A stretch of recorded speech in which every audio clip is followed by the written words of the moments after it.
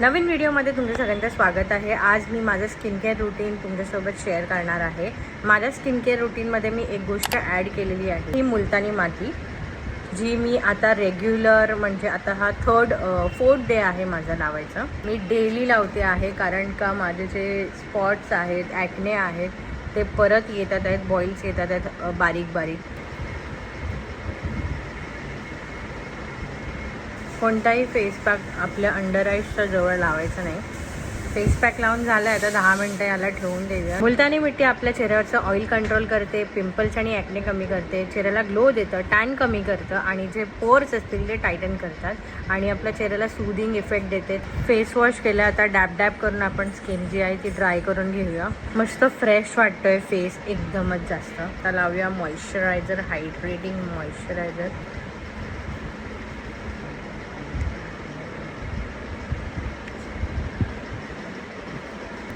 sunscreen,